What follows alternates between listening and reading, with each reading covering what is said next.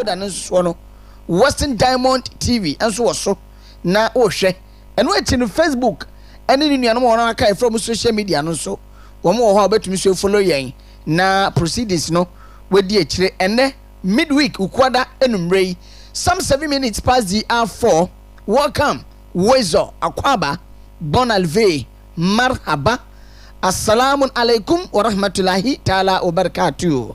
Milindi Okyeremaba AS Enchill, and my prayer for you this evening is that even though you walk through the valley of the shadows of death, you fear no evil, for he is with you. Thy rod and thy staff, they comfort you. Thou preparest a table before you in the presence of your enemies. Thou anoint your heart with oil. Your cups will surely be overflown. Surely goodness and mercy shall follow you all the days of your lives, and you shall dwell in the house of the Lord forever and ever. Amen. When I see Oman Mpuntuo medie ene duru so na enumrei enkomo no bebre no a na wo ho a ya begibre don hwere mienu yatumi edi hu nkomo na se ne woni mu ono ye ka ni se no bi so bo ne nsa no se ya asa ye ka nsempa no won wotin se edede ne wi dem hyehye no ho no nti ama ye wote kura no wonte ye ne mo kura ka ewie wonte apono no se ni bakro no wonte apo nti de apomodi nkomo kakra so ebe spice up the program na yete amount and the enumre na matena mu nso ana osikani frimpon manso osi na wode ne pobo akase no ede ahyame a aboafo soronko so wono mta akire same na wochinchim cameras no na wo hwe yan e wo kasamfoni no so sanso na yaro wonso e wo swisha wo swisha nyoma kakrankra e wo MCR sanso na abena sewa amani ampon wode echita soronko wode etayechi executive producer Okyeremaba nana kunadu abupra ono na ho ade mu nso no ye adwuma na mpanifo mu echichire benchen so etumi ate yanka now ye first ye say mamini komo no sema no be ye eduenu aka 20 minutes na no na mpa mu abona afi yakwakoni komo ho so ato aso de di kan no onimiafo komo no cheda kumensa papa no hu se ukọ nhira na mamu ate se ukọ nhira mesi shira no emame se ukọ nase nso a de nase mame papa na enyame mpopese na mom me gina mu se me gina mu adiama afefedi a enura okoko ye a wo se obesa to aso obeso hunu adokro hunu ena memnya bra na mchechiro mu de tinie onimiafo Dr. Kwabena Okyeremaba. He is a current member of parliament for Takoradi constituency. Now we are regional minister just some 4 or 5 months ago. And now the dibra no de to essence abanfofro aba. Na Dr. Kwabena Okyeremaba asem ye ka no kromu ha. Se wakasa me sha obo wo biribi hu a. And it is mandatory. It is obligatory. Obligatory there. Because he is not one of the members of parliament and also some of the members of parliament during the campaign period, during the rally period na yebon toa campaigns and nkrofoko hia edin komo ehye omo bo akase aye fi say yenim say sabose we die yentumi ndi so papa jan na so say bose bia wahye bia no also making sure say wetumi edi bose no eso enu ade na okokọ ye mebo audio ne mama wutie ye na de tene say what the petrol fuel me kan say fuel diesel petrol afrafra and was say ashankafo stations ahodo no car stations ahodo no me shamubo say so nyakopon ya adom say mumi bituma mi o man to ma mi o so far as maba be a member of parliament for a constituency no mebo say me so memamu fuel at least station officers no mochi a obi on pass o miniska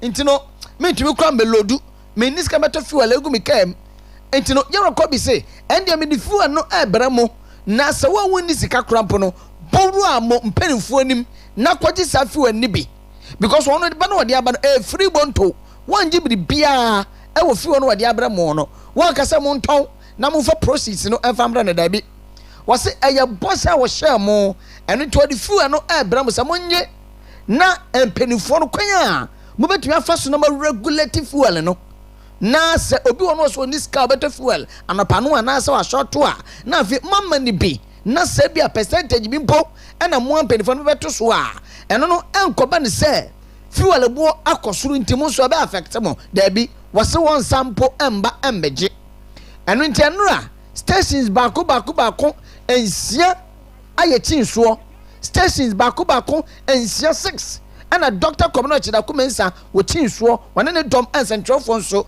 o man ho kom yedi nechi na unim enye 2 gallons ana ye 3 gallons ana ye 5 gallons na wafo binim de ma binim wo wokura 100 gallons of fuel station bia 100 gallons of fuel and what tell about warm free of charge free coupons mukobu fuel no free 100 gallons of fuel and what them warm and you know just times 100 by 6 about 600 gallons of fuel as a member of parliament for Takoradi constituency because what shabo it was so dini bo so and no and what for filling the bush 100 gallons of fuel each station. So therefore, you part of it. 600 gallons of fuel. Dr. Community Kumensa say, Munje, na mfanye mejuma. Free, 1 year, free. Na mamifa kwenye weso. Na mebo yero kobi, achira Kumensa doctor, na baswano. Na mebo efo commander so, the communications director for the constituency. Mebo no swaba so, because sabi omu na no, adwen tuatua, ana mende. Enra at the fair for Euro community da kumensa eye no aso afoforo ene edom dodo na eso enra bi no say honorable yes ya be gienzo oh yes se muye konkwa dia doctor community da kumensa say obema mu bi se muye konkwa now you belong to a first station kwa dia wonya mprepremu fo ni bidia of course you get yours because again the constituency no stations ho no terminals ahodo no ene wode ma wo mu individuals papa yi wo ba ye what the free money free sika 1 year say bia wo be ka sensi hunsi da bi 1 je kura what the mama market women no adididwa a 1 je sika no such a person no hunu say o kana asem ne anya o ntumpo nka no bebrebe because o bia as wapa no ho achi because Bible na ka say ne osofu ntumu da dia mu a wo hwe na chire no won fata botre ne osofu ntumu da dia mu wo hwe na chire won fata botre enti wapa no ho achi ene wo ye dia boa de manfo Dr. Community da kumensa na maminda Yera Daniel Jemensa say first trustee awo Anaji taxi station Yera Dani wano so aji on behalf of Anaji trust station Jerome Kobina wa chairman ema sekendi taxi station any new site one more na Zanet area more Robert Ejiri Beach Road taxi station chairman no Yera Tony Hackman Akafson one also Kwesimi team taxi station John Kisley Edu Harbour taxi station chairman mebo ma baso pa say nra Dr. Community da kumensa eba ye no one more etin of so and a good move and why ye ya bon person beto aso na wakono ni me da sipi enti na bripemu ye bebo audio ni biem na watie enro call ye na ntese a driver for bi no ne station chairman no ne ade ensema hodo bi so a wo mo eka ye de kire ye nso na wotumi etie bi abripemu na MCR emfa number 2 emfa ntoso and then we go according to send ye share no number 2 na me no be din komo bi just me boso kakena na asema wo ankasa no bonu nyamba so asema wo ankasa me nyamba so na me de me kase ye man pani John Dramani Mahama oh yes ye bonu nsamra ni se gonja de shikonkra wote jata homa so pre wo so de sem se jata na bodi ni na kefi se na bodi ni nyuma de wo ba die no na nka ene ne be match na so de totally I'm sorry to use the word total failure ni dini na bodi ni nyuma de wo die no no emfakra the kind of appointments are was ye e wa Ashanti region no aye bomb mu bomb pole Ashanti region appointment bia your man penny with all due respect your office is very high and I respect your high office as a president of Ghana and the commander-in-chief of the Ghana Armed Forces. Yes, of course, we respect that office. But appointment you are quite Ashanti region a pole a bomb. The Ashanti regional minister Yellow Frank Amakohene a bomb. And I don't call what could the team Ghana Fire Service for them. I hear you may be social media influencer. On the Juma Casano, no, on a social media influencer, a content creator, on a sinitani, or chasane, me who's in Libya, which are no, your doctor ni, I may miss out mine. Me who's chasinibi, me if in the title as in a mirror. Which are a content creator on a sin in water. And I do me as soon as so. I don't be on our part, so and our son so and a sabi. What took Kumasi as the regional minister and that office Kakrakaway, your billeted office way. In fact, appointment your man Penny John Doman Mahama year no of late for the regional ministers no what billeted the standard of regional minister. No what billeted what will lower the standard. Will lower the standard because we shared a couple of regional ministers abandoned the enemy no more regional ministers now. Now compare them to the current ones. No. Will lower the cry standard and what track of form. And until Anna, you're Frank Amakohene to me as a regional secretary of the party with the team penny for them. A did Ghana National Fire Service at them, a bread Ghana National Fire Service, and one. And there were the Bakuswak account, mayor. I can't put on a bullet crack. But I want for me second way to fly. I know, Mofantos, my wife.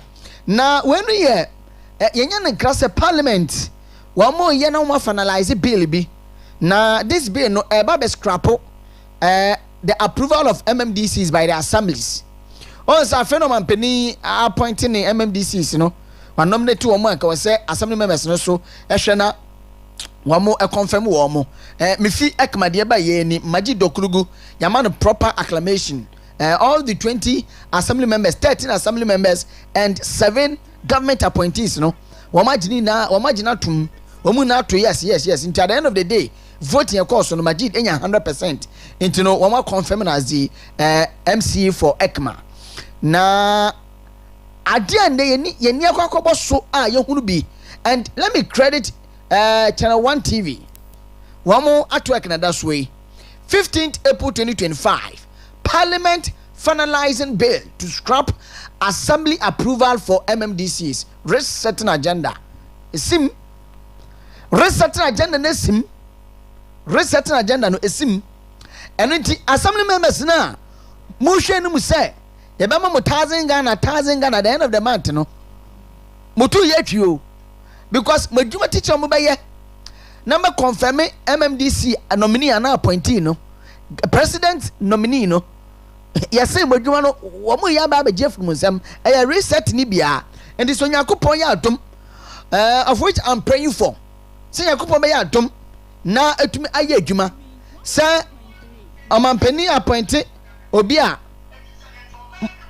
mutumi enya tumi na mo confirm no empa na mebo pa se emeye adwuma na ye kasa reset na ye se pr no ya one tempori in anno in kira na mubu mu 24-hour economy o dia sampa na bo na munim se reset na bi be kam ho no madwuma no ya ba be je from nsam enti no empenifo mo my Ghana mu ha a lawyer for civil society organizations mo ka bia wo mu political parties yenim say yes NDC kuta majority mo sori waka na wei this constitutional review for ya pa wo mo say wo mo kwa secretary constitution mu no me ye sure wo mo na wo mo hwe say samra we be ye adwuma enti so mampani bi ba titru NDC abaye wo tisu sisi yi wabone MC bidia uni utumi so baka se bi assembly member bia enko confirm no isi asa na omode eba na we are monitoring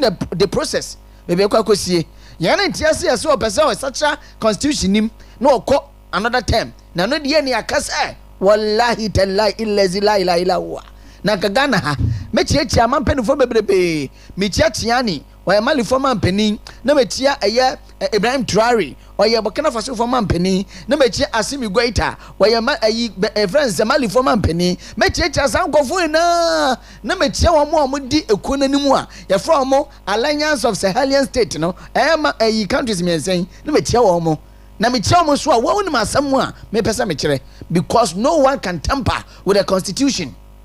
Nobody born of a man we are my penny you can't tamper. Constitution and kakraka sabe Adam Penso abepemende mo ani si form na mo constitution so aden na sabe enemi bo ho am pesa mo fa kuntuna ase ne kwambane so etumi bitire nneoma bi eyese ne mo ye no mo pesa mo ye to favor you. Am wo money democracy in practice no because if indeed we tout ourselves as a democratic nation, a country which is still practicing democracy, a country which is very young in terms of democracy. Na say the bibi say ebe wura mu dia. Hey, and I'm happy for me and say mami chi omo nimre. Mami chi omo nimre. Mi chi omo nimre. Na wonim say na omo so mu me dia sitie. Me bo ma ba so. On ba ekoma boa.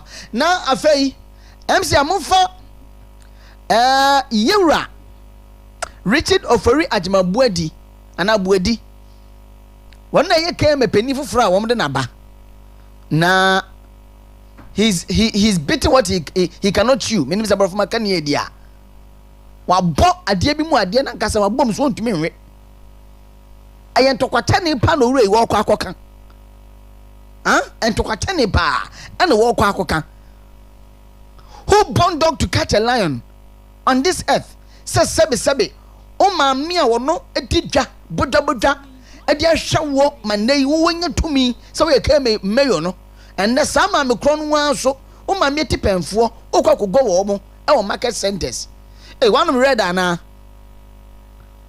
manum red ana de mo ye me tiase o ma mi tipemfo o mtipenso o na wo kwa kwetweken edi akọ wo mo na waka se mi wo se wabana no nkwa na namu you are lucky which means osoro adenta nkwa nko na nko gwa mamefo no compete what's up na mu fi se bibia mu no na mu de asantefo na mu de omo ye case study asantefo no mayo mo den bibia mu pesa mu de asantefo no ye case study meaning and you've said it already that NDC was born out of revolutionary rule, so therefore when it comes to unleashing violence you can't match the NDC. I know, but your democratic military style of no yes so my game mu ha na papa we won bu a post for to the start say was no reporting to the police no cry no I don't know now be say sika wo mo ne ade on de ne say wo bana say wo tip pavement so e to ade a wo ba po bas se wase guo e de wa shegatam ahom so asisho bros na se ne mbrate ne de ji kra bode na ne kanka mu a ye be bote me hunu no mani suma sabe mani ba say rough bands no momfa mo ho adwen na ye kan ye ana Ghana fuenti enne ewie ye sei enti am say mo fanto so be bia no ka say I will flog traders who sell on the pavement sasa mo ka mo fanto so mame wo ka wie na minority for ka che say hey jansemu na wudie no sabe na wo ba da ban andai wo be hurata na konsui wo ba da ban wo be hurata na konso jasansem hunu no as a came mayor sabe wo regional minister po ho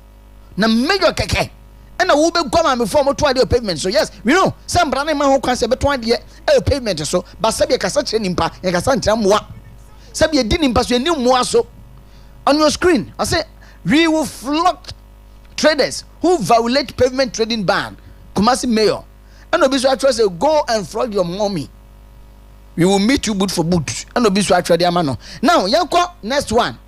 Ebra minority for be mo catch say Janya wo kaka no na mfa no kwam. And was also granted another interview. Already we gina wo yo was on black no. Say blue so a. We granted another interview say he is still osidai me try and say kra. I say still now no or standing by the decision we make it.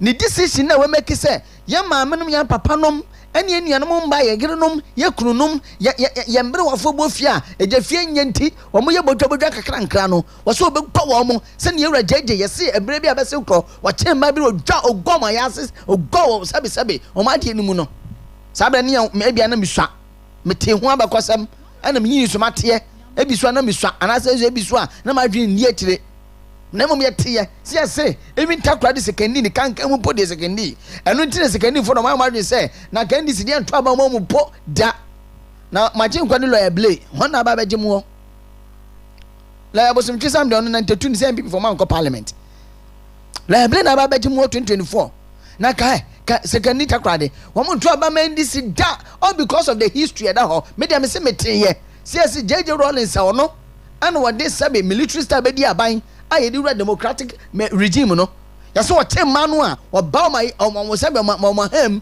no twake wom all because a person ne mabo aye pepepe obi so ne de no wo tum this amount it is subanya wo omumu no etutu asem wo omumu no eno owura yi wo de ne de apie what in the apie I say I stand by my decision to flog different traders Kumasi mayor asem also can ye na ewiase ne ete no eye nkoja ende bia so me kasena me de manu besi amese to me te se hoho oba wono ma metena obesra wo oba no aba besra wo osa wie pe obeja ho akọ enti bra ne ani gaso edanya no ndc ho so mo tira bem kura po 1000 years kura no a wo mekomo bi aba sana Ghana bakwase mu nete enti se ya de a sabe nyamfa nyansa sabe yamfa enimdie sabe yamfa nyansa eni fie nyansa yamfa entoton na entumi amwaye na ne krakra mu no menyanko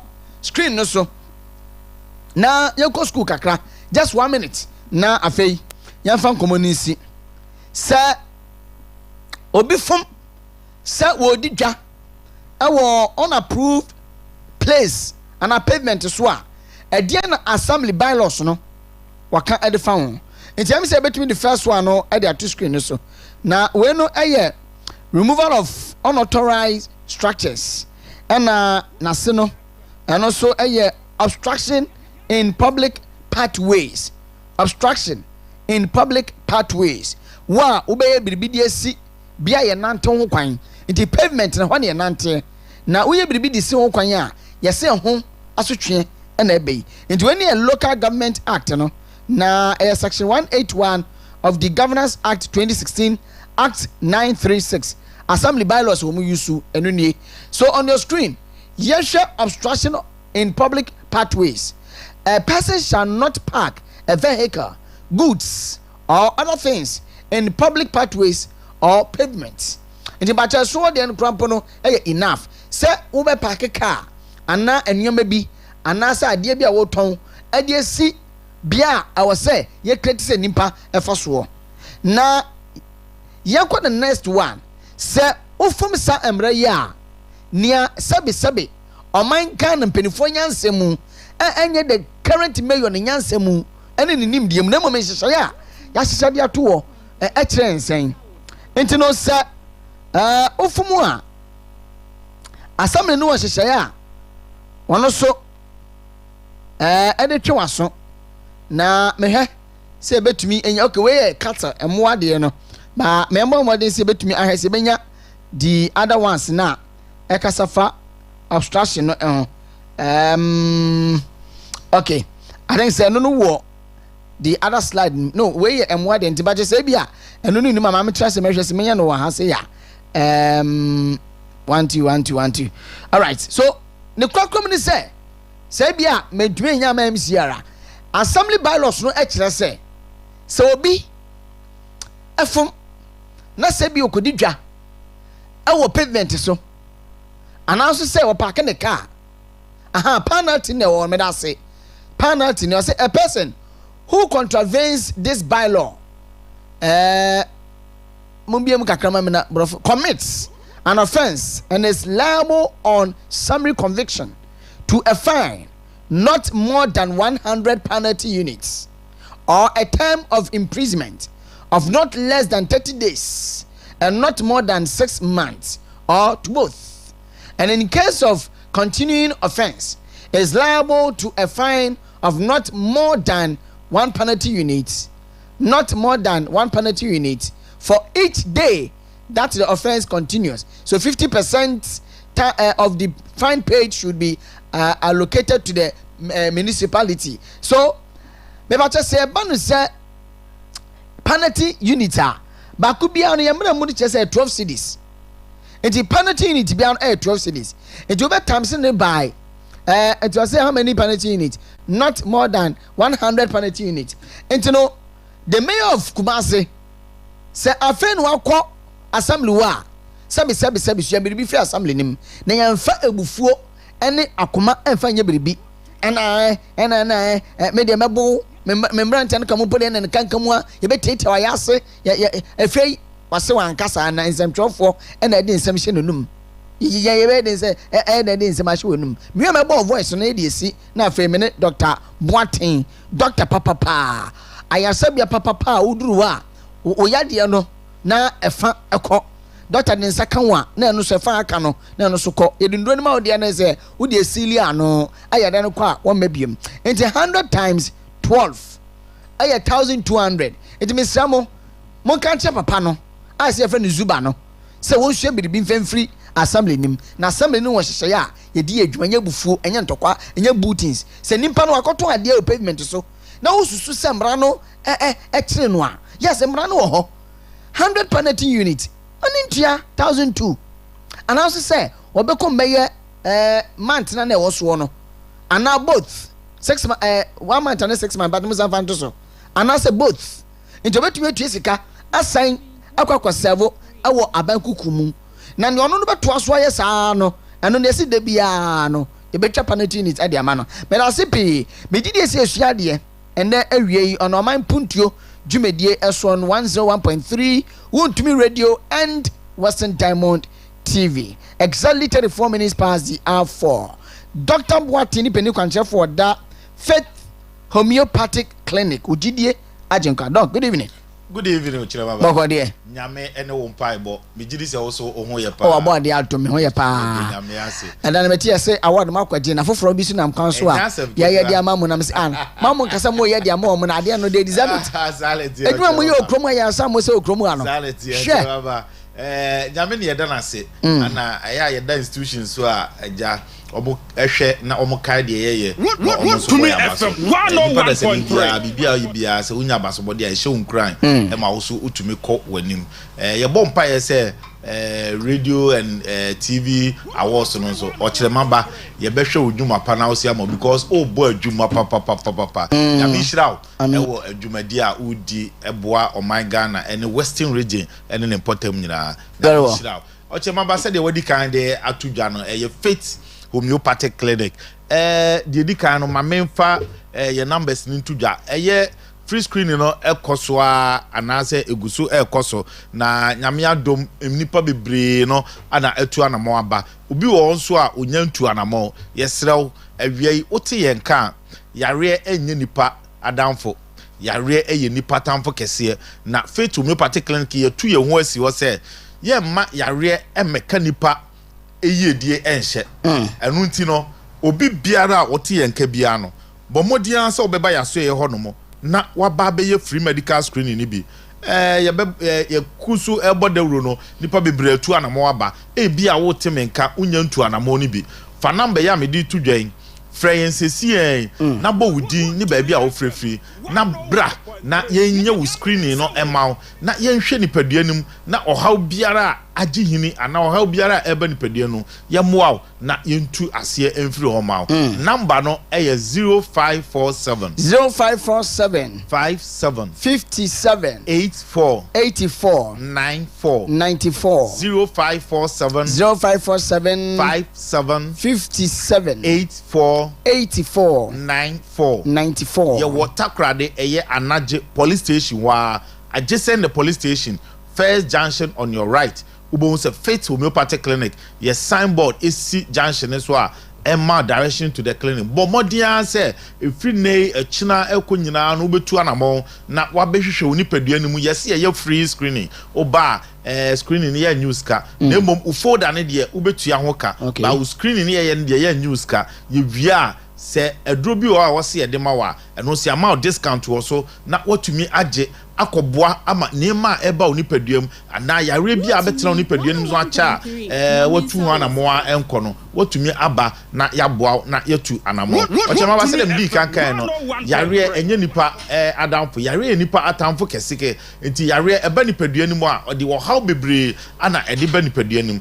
enu nti na ye stress obi biara yare abetena onipaduam wodi achinchina bre unya anu aduro bomodi aso beba fit homeopathic clinic obi wa meka say o yare stroke wo dadem a otie da bia wote yenka enso no se obetu anamo aba no eno ni problem fagidie tu anamo mbra said ye enkrofo atu anamo aba enne odi ho adanse kese o twen enkrofo enso ba no osunu benya adanse die me ma me pa kwa no onya stroke enne watumi asori a ono atumi using the walking stick etumi back clinic or eba review all but not sebi or da wheelchair mu ana ya so ye pia na ye de ne ba kasa kura no na ontumi nka enso nyame adom a obaye no eno ono atumi kuta no crutches a otumi de 99 kakra en ba ebeje eba ni review enti wo so no se wo ti wheelchair mu ofie o da dem ebi obi na ebe pijaw uyi obi a wo so no papa bi ma me bi yare wanya stroke o da dem enu nti ama wo kura wadwuma kura ye basa because ontumi nya ne ho ana wakọ adwuma bomodian se oti yenken a free chile ko bia wo de be ba be free medical screening ni bi taking this opportunity na bra be ye screening ni bi na afei yen hwe de abetre ni padua ni mu a ede ohaw no e ba ne yentu ase yesi ye ho no oba ye do ko hwe afidie ni mu a afidie no abe detect nia ekoso woni padua nim ana sebe ye no nyina na eye diagnose no nia ye nyina na e wo screen so o hwe meso me hwe enti bibi biara ekoso woni padua mu nyina no wani tua bi ye wia ya sign no wadi ho nkomo na afei ya kire wo adekoro nti a eno no aba ni padua nim a ama saa wo haw no aba na ye gina so ama wunupa eye homeopathy nura a ebeboa atu saa wo haw na se a yare ne kwa emma osubiem ni nyina ne se obetu gidi anamo na waba ye honomo Okyeremaba unimu se there are so many conditions a eba oni padua nim a ye free bibi incubation period ma signs and symptoms bia eno so na ehu pa no obi wo honomo a o twen se ni nipadua ne ba bi be ye ne ya ana obenya some symptoms bi ansa na otu anamo akọ hospital enu nti no bu a yare ne ba obo se tumi sie nipadua ne mu saa na afei ebeduru ba bi ebeyi ne ho adi no na afei ede na ekọ enu nti na afei ti se take this opportunity be ye free medical screening ni bi because oba yes scan wo organs ni nyina se problem bi abamu enu nti na asia especially with this liver organ say liver ebetumi degenerate for so long na ensure symptoms bia wan hwe ni ya because sa organ enu to me repair ne ho enti no say e degenerate na say de o ya e ma liver ni degenerate say wuja ya enu abetumi repair ne ho ama ba bia ase ni nyina enu abetumi asa be ye normal enti no say wan tu ho na mo ama menwu a unhu say liver no problem bi e ba mu enu nti na faith say bra na yen scan no onipadua no yen hwe wo organs no say problem bi ba ana empo unya symptoms a ya ma wani aba ho so na ya kire wo de wo say wo ye enye aduro nko an ye ma ne wo ye ho ye wo bibi o friend non pharmacological treatment eno no ye ma wo aduro ebia waduane a wudi o lifestyle na eno ya two for afa ho ebia di time say aduane we wudi a emwa condition a wokomu no ebia ye we na aboa woni padua ni nyina afei ye wo infidia wodo a oba ye wo bibi a friend detoxification machine eno no boa ema etwe toxic bia e wo woni padua no efiri ho no mo enti obeba no ubon se ye de obefa saa treatment we nyina mu eti holistically no ubo se onipadua na ye strong mba ko ba wo se doctor me no modro ni wie ya me ho top obi ehu mi a mama ho ayefo because ye ho no ba ho no ma enye sebe o yare ne nko but as I said no onipadua na kwa ni nyina no ye hwe no as a whole eti no ba ho no ma nru ede ma ho nyina esiesie nipadua no nyina said ye be ya nipadua na abenya na ho de okay don't me bo yeah just a second on that sure se memeti ase a se enti ase meten na me so megidi ye se metie fo no so eti ase fa enti ava se me de ebia kidney yade na ba ye and diabetes and high blood pressure and any of the ailments no se me de bana se mo sam yade a yeah me diabetes ne de yes one time me say one time premium met dey free sure but mesa so simi that dey mu a me ho kra be fa more than very good ebra na me ba ho kra sa pepe I say diabetes ne be kwa no masa so ahihye mu kama sa pepe one thing is with the homeopathic treatment, you know, we believe say nipadua na nkasa the willpower was a healing by its own. If only the right medication or the right treatment is applied. Okay. You know, and in that case, you know, oba you show nipadua as a person, as a holistic. Not only the diabetes, you know. Wow. Because diabetes na ba no o pancreas no ebi anya adwuma ye e de ne ko kan pancreas na anya adwuma ye ebi a bibi wo ho no mo a eno nso no entumi nya adwuma hormones bi wa ebi entumi secrete eno nti na ma pancreas na ho odin ko form no eno nti na entumi secrete sa insulin no enti no ye hwe ni padua no nyina as a whole and adro ne ye de ma no boa ma unipadua no organs no atumi anya hoodin a heal by itself. It's oba and then the form of treatment you do from you detoxify na your mouth know to strengthen your organs so detoxification ya din na beboa a revival cells the basic unit of your organs a be revival cells to bo say afei o diabetes na kono na other organs ni nyina so ye na dwuma said ye wo say ye onum say your condition bi a your friend autoimmune deficiency. Na sa autoimmune deficiency na say autoimmune disease no Okyeremaba mami bi ba ye honom o se ne yare no ode akiri ba bi bebre ye hu adepra and after diagnosis you say this autoimmune disease ni bi eno ne say nipadua na kwa no soja for na wo nipadua ni ma ye friend no immune system no sometimes no omutumi recognize unipadua as a foreign object, then they tend to fight against you. They say yama Okyeremaba so omo ho ban na Okyeremaba na nkasa ene wo ko what you say you know nipadua no sa defense system na ye immune system no omo to me turn back na ye fight against nipadua no enti obi to me nya arthritis na ye autoimmune disease because arthritis no bo say do maybe immune system no to be fine or cartilage as a foreign object, then they fight against the cartilage it to bo say obe ya hu adekura cause that arthritis no mum na immune system no and fight so in the case no so one map fit na ya diagnose wa hu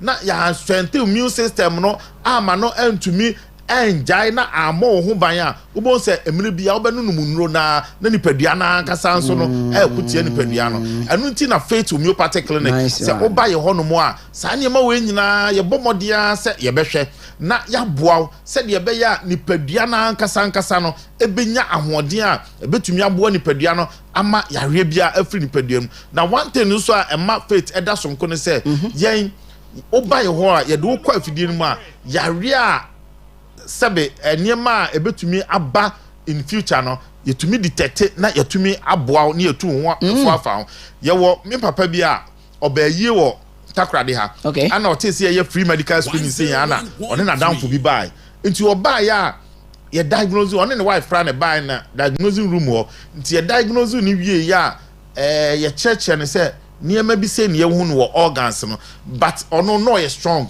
or on feel any symptoms bia say wan hwe ne lives ye wan tiniema bi die so wan say a ebetumi ama na nya stroke and ye cancer no because of na the way was here strong nti no wan je andi nti no even a dry ye say ye prescribe ama no say de be ya ebeboa na saa niema na ekoso no atumi asia no kwan no o ka say o obaye nti oni skent wan je aduro no ana okoye and within 2 months later ana ye ho ye nya akọ no na nipa nso opese oni doctor kasa nti ode ba ya ne kasa no so oni ne kunu ba ye 2 months ago na omo ba ye screening wo honom na this morning ni kunu ko ejuma ote ni sofa mu o hye ne socks e de ahye ne bi ana ote se ote mu frɛ no okoya ni kunu one side ajojo chese ontumi nya and she remember say ye ho ana ye kan bibi sa chenze se wanhwe yi a obenya stroke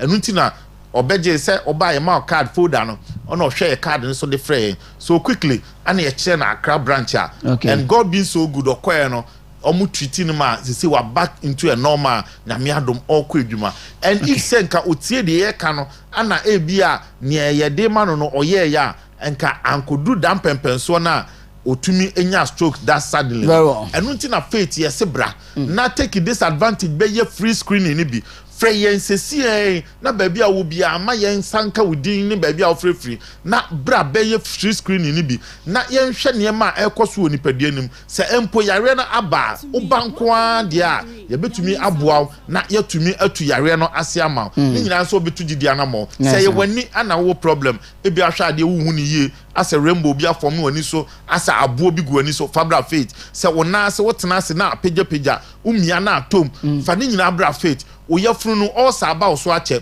watua ewiase enuane nyina basela no udidi a oyafunu mu hyehyew obo no hyehyew te sede sebe makobi ewo obo no so no afei osori a oyafunu mu ye oyasa fabra faith make say oba bi dadem a ne menstrual cramps ntino na yase nyina ye ne ya moja etu ni saa afi obi won so ane moja no kra ba emaye ni nyina no fabra faith homeopathic clinic bema oba waware for so long awo emma bra na yen hwe de nti a awo ne ma obema e bia ohun so no tumi no oba da all right the fact that utumi eye sex no enche se ohun so no eye okay e bia na utumi no oyire no eda as long as you want but kwamwa na efiri mu ba no problem ewom oba e bia problem bi abawa wodie nim ti ama enkwamwa ne bakra entumi ko fertilize egg no bra na faith yenye hwehwemu na ye ma onupa be boa ma sa wo how we nyina no waje ohun afirim number no 0547 57 84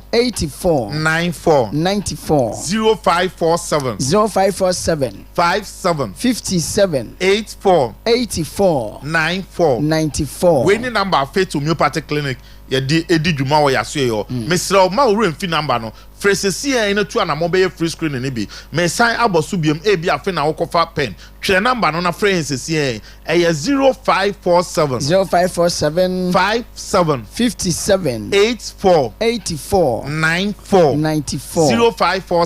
0547 57 84 94 ye Takoradi Anaji police station wa I just send the police station Fair Junction on your right. Ubehu Faith Homeopathic Clinic ye wo honom. Bogo so ye wo eye American Hotel boga efie no echi honom a anase old aseda boga abronsa na echi wa uguru Kumasi so ye wa henema kokoben etimu wa Koforidia ye wo Poly Junction eye Landry Managers Road ana Accra so no ye wo so tuom eye Abuya Junction be bia ebe obia no ukọ Faith yaso ye free medical screen ko ye bi na hwe near how woni pedum na yentu ase emfiri homa na me na se enumrei thank you so much na ade ba ko a mepese yakwe enim nso no doc betumi ade bia befia menim modon mutum bi omonten so me pa cho da bi mo de say ade o de wo ba ho no a yentu bi wa monten so je se wo agaza o hwe me sa we ne bi o me o chame o chere wa me sro kra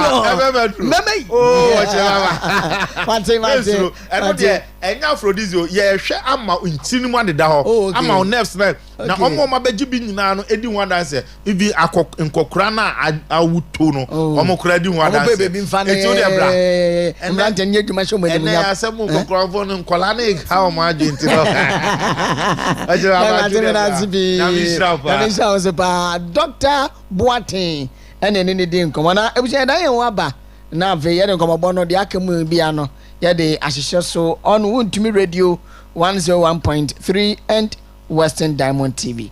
Yentie we na yentie MC na wono say ba no oba no. Democratic military style. Abo aban mu yentie. Omudi ase o madwuma mu.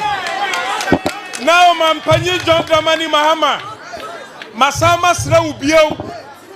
Abrantia bi afrani Kevin Taylor. Ose wo kasa de man. Na nu dai bretie bo asanteman ejoibu si yei amanfo di awrahoi be mai soria odi atiami atam be mai Kevin Taylor soria ewo udimu odi jodifu atam odi asanteman atam yewra Mahama odi kramofu atam yewra Mahama Masrao se campaign a cham una ya Ghana man panyini enti en pese basa bia besie Yan pesa basa besie abatu na twam agese 2028 ni abatu baba enti ade abeya hruba ade abedi dia santema yatam ade abedi di yewura tam dia yewura mahama abane sa yampre yampesa ubaba hasai na uba yewura ha no na santema ya boti minutes past the hour. Untumi Radio 101.3 and Western Diamond TV, Facebook, X, YouTube, TikTok, and the show near friends and the iBox no, Instagram ana. Ejadi ayo kokora fonti no. Nim de eko. The whole box na Instagram on. Facebook, Instagram, and TikTok, and YouTube on. And X no ye Twitter. Okay. And the message no 0248 071174. 0248-071-174. Text message and a WhatsApp number. Good evening. Good evening, Okyeremaba. Boko dear. Nyamiadum. Divine selection. Nyamiadum ya huye pa. Namisa osun huye. Oh, about the Adam. When near him. When near him. Aka ni ayira mama. Babayama or mine. No, baby. I can't. I want to debut Nakabutum. Mate, na mami ya birthday wish remember sisi ya ne bedin ko bacho MC amegidi say abena the picture be send them na a happy birthday going out to you Ampon Clara Perry Oko school Ogwa Senior High Technical School where umame and I was say yenyana nemu ene bushani na nemu na yanwe show happy birthday umame din the sister Esther awo ebukrum sister Esther awo ebukrum eno nti Ampon Clara Perry yama enfedodo say nyakropon hira na say na wa hye odai ya wesi so nti no yaro se men kan tro say yakopon ma yes nka ho e be ya kire so 4 years to come no na bibia de na kwam kama pa nti no Ampon Clara Perry happy birthday to you bepono ya mesan so esisu biem very well ya ko enim enim ko mo bebre no na ho na ya beto ya bu ase na yeyin baako na yeti ho enkomo wa wunua Zuba obi bi sam so anom red ana na me nim eza no ke kan nsem na ase ready bia afem ya be electricity tariffs no so kakra na IMF ne Ghana now you have reached staff level agreement $370 million ba be kan oni adia infrastructure IMF okay that's so and I have the story here. Permit me to read something small na baby I am a depa no bra na the IMF country director to Ghana Yura Stefan Rude Wakasa no say the so Mr. Stefan Rude through his support Nipakono trends and also through his support behind the Public Utilities Regulatory Commission's recent decision to increase utility tariffs in Ghana. The adjustment includes a 14.75% and you are aware. So according to Stefan, IMF mission chief to Ghana, the tariff hike is a necessary step to strengthen the financial states of key state-owned enterprises, particularly the Electricity Company of Ghana. Mr. Rude emphasized the need for sustainable financing to maintain a reliable power supply across the country. And the power supply and the papa money upon all these tariffs hike, yes, you're already in a cancer. So, now, staff level agreement, you reach $370 million be done now. Come back. One year for credit, man. Oh, MPP. I mean, obviously. Now, I mean, we a poster. You're Sami Awuku. Okay. Need a very short and simple. And me kaya, I'm Ghana for be bring better say. Okay. Now IMF agreement in there, so we be in say 2022, and you call and as usual quite austerity measures. You want to chire pa global factors. You name say COVID-19. And Russia Ukraine war and already the economy nankasa fundamentals no na already nankasa Gojisberg economy and society into factors ni nyina be boom into 2022 aban ho chire no kakra okay and o call IMF for say Oman Mpuntuo na MPP na share bibia ase ye kono say minim say wuti NDC for na omo cancel pa time kra NDC for no omoye campaign kra kasa omoba IMF conditionals they will come and then do renegotiation yeah, oh yeah, yes ni nyina e chire Ghana for na you see last time beka kasa we message can be that you can lie, okay, but you need more lies to justify the lie. Utie ato force now asana no. We are not going for any renegotiation bia. On to me so. Amo to aso. On to me. Na say on to me. And na ye nudwa. Kasa ye ka e de pe to me. Na mum ye ba ban mu a, omu ni say na asem no mka dan ye no kre. Ato force knew very well that whatever he was saying was not true. Ba okan because he pivot. Na tie yera same ewuku. Oya ne simple mami nti mesa na makan we ama o say the aftermath of the fourth review meeting between the IMF and the government of Ghana has put to rest the false allegations by the NDC. Okay. The NDC claimed the economy was in tatters. They claimed the IMF program has been breached. Omka say IMF in share nkwa MPP for name diso. Omka ni gina have been breached, but the numbers are telling a different story, and it is not what the NDC want to hear. I say when I say according to IMF report, we am in America. Yes, I'm Okusadwin. We IMF report no. Okay. Ghana's economy grew by 5.7% in 2024. Sure. Just last year. Far above the projected 4%. Sure. Achama wuti mi. Mitio pa. Okay.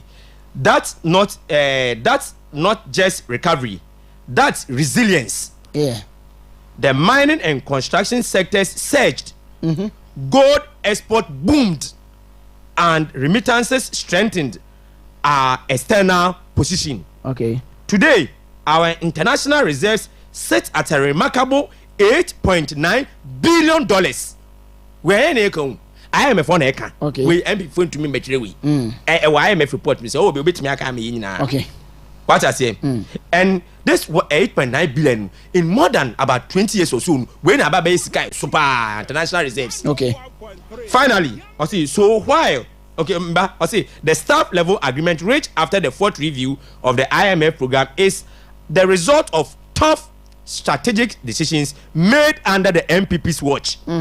So while others spin tales of crisis and mismanagement, the facts keep pointing back to one truth. The MPP laid the groundwork for Ghana's comeback, and the MPP will surely come back in 2028. This is Samuel Oku. Okay. Now, no kind one China dream brisao IMF report on lift here. Okay. And on the better. Okay. Into where yes Samuel Oku's view. It is not his view. IMF report no. And on match that and say, look, the economy was rebounding. Ye can you now say, Masa, in your heading. Ye kai. We admitted it, Mebuana. Yeah. Say I admitted one came to me call IMF. We attempted it with the e-levy, and they try saying, yeah, I bet to me, yeah, if your homegrown policies be with e-levy and your be but Ghana for no anti-America and before buy a mututai. But Masa, would say IMF chief director and some more can. In Hatcher say the MPP did a good work, and today, last year, growth rate they were anticipating 4%. They call 5.7% over 1.7 growth. And then Scanaba and IMF staff level agreement. Board approve an enche. Enche the board will say I call Mensa and normal approve. What someone you know ya? And first one a bedding, second one a bedding, third one a bedding, fourth one at to force some coin, at to force on my bem time bay. Into MPP for no and a leg ground no. Ebon one on mobile staff level agreement and your ding. Yes. Now say so who follow the one. From 2024, correct. Somewhere May. Yeah, she say. 2023. Sorry. Yeah, she say. Who brag kind of for your brain? No correct. Yeah, to the extent to say haircut near dear Bemu. Very true. And a tough decision now. NPP abano eteki to get this moi because finance minister then you can for Takoradi catch say Oman no ya haircut for a back crash and I know 4 to a you be a boom and no correct. And 3 billion on the mine in trenches. No correct. Way back, yes. It's an answer now. Ube to assign a rich staff level agreement. No, Chama, you will be the way they are true. I'm almost sure so. Yes. Because agreement Marco. If you don't follow the agreement, okay, trenches no masa first one can kemba yeah they even trusted the MPP what I say this was not the situation they see 2016 2016 there no the MPP went and renegotiated Mr. Okaya I'm plan no number 2015 more yeah and it's a 980 million US dollars Inti me no IMF staff level agreement and me de look ye nyina man ko ya Okyeremaba wo betom sikabe mbotum sikabe bo botum nti nka ye nyina Ghana ni bia wo beto no ana nti ma credit we de ma mfama the MPP na me kan change this for say enye bibia na de politics we a Ghana economy a standard of living haircut neba no me na nim NDC na nim MPP but there was a better pill yeah me kai pa say me nkofobia look they had some investment one way or the other I say I must spread it we na and I say sasika no abaiji you abai say nkai bia Okyeremaba usika ebeso bia 2025 na mum misrew ma me spread them out nti I say abai for bisika na mum maturity date no na omutwum kakra enye bibia but I hadwen nti obi diske bia sie bia 5 years time onim say bia 2025 okwa akogye ni sika abai say misrew mpese metwum kakra na e be 10 years na mum sabeka usika me ye no bon sama that was I mean ni see but yenkofo e dia dey politics the politics 11 kra na o man support ya nka 11 e betumi abo am nka yetumi generate the enough funds na nka e bia we no IMF nka yentumi nko no and this fund the politics and then we have been proven right by the IMF country director and him paying for no yeah the Kumasi staff level agreement is good news obviously me say board approval no e be follow scan beba na scan ba please it should be used for the intended purpose yeah sure omo say it's an equal fourth review no I say equal fifth review and then sixth review saying I say equal mienu bi ka ho okay so far yeah say $370 million ne ba na je say ska yen 2.355 billion US dollars out of 3 billion yeah kokos refi IMF nsemo no ntachesa ka be 2-3 tranches bia nti ye be hwe omo say sisi ana amambu na ba hye won msa no on betumi iron and before the year na men cash kwa me say ye external creditors reserves no the reserves na me ka no $8.9 billion Okyeremaba emudu pa because the gas na here somewhere 6 billion yes and mampeni na dan kokufo do pension mo de kakra count na 8 billion and that is the highest of reserves for some very long time nti my enda Ghana for ase say master na nyumu mo den omo ne 89 omo ti ase the phone e buy no mututi ai en say hwe NDC for aba IMF staff level agreement na ba nti ya da Kumasi na ye catch omo say look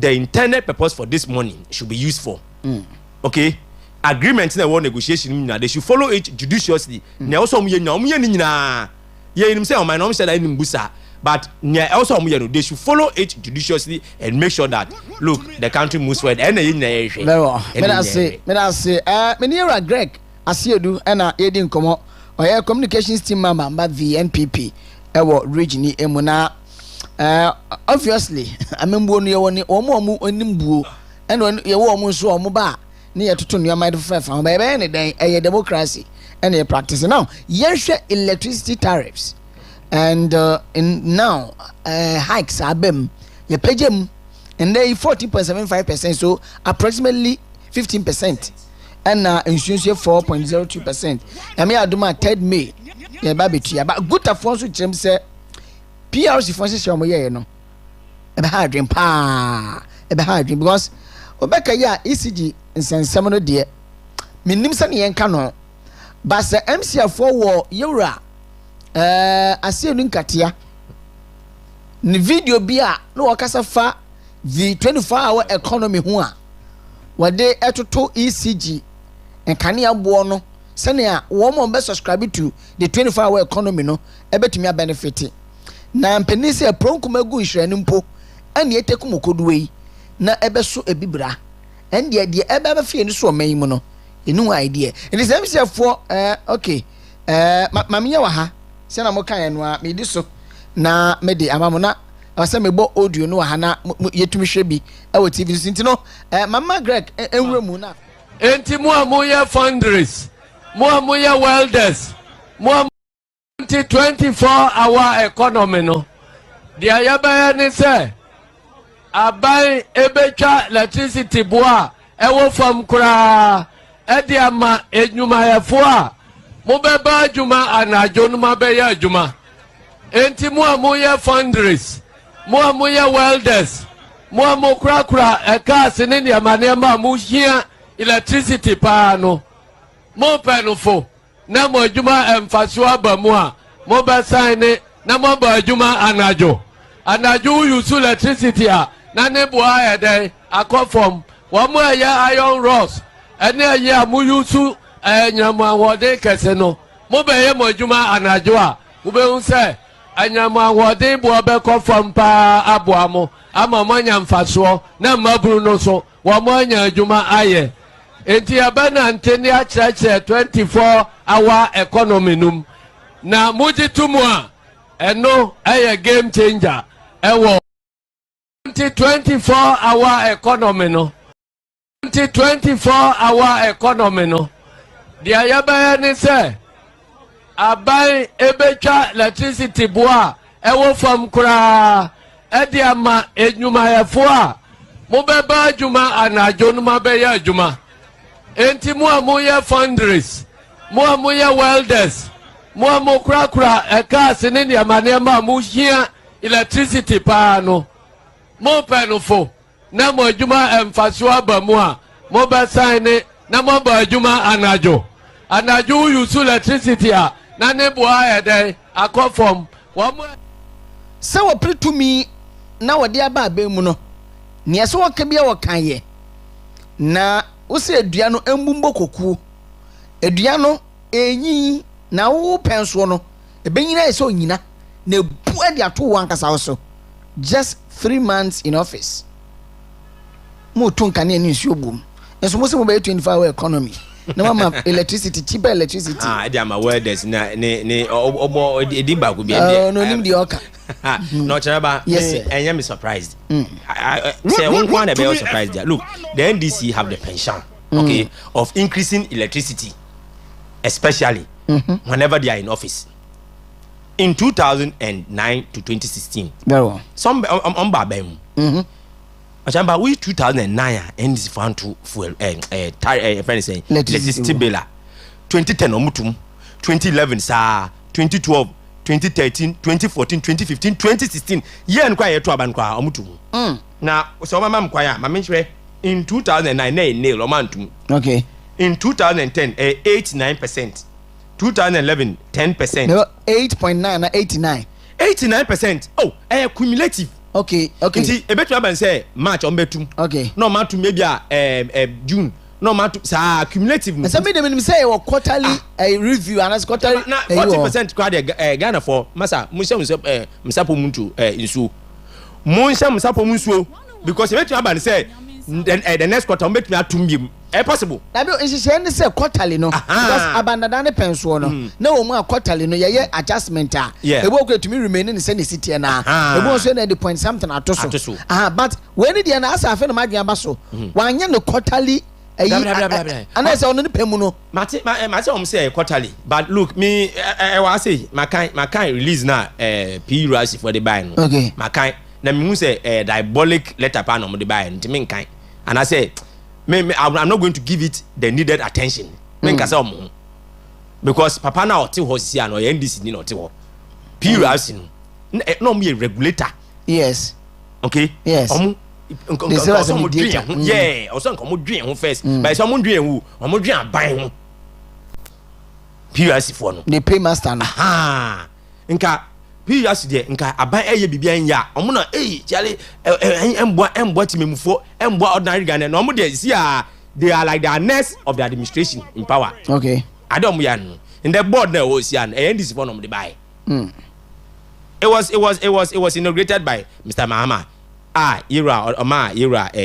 Julius Debra eko inaugurate sa board no omo nche omo ko first meeting omo ko chale yentu electricity bill first idea but I know me carry be say yes 2010 89%, 2011 10%, 2012 7.4%, 2013 58.9%, 2014 28.35%. 2015 okay IMF year no omutum 90.93%, 100%.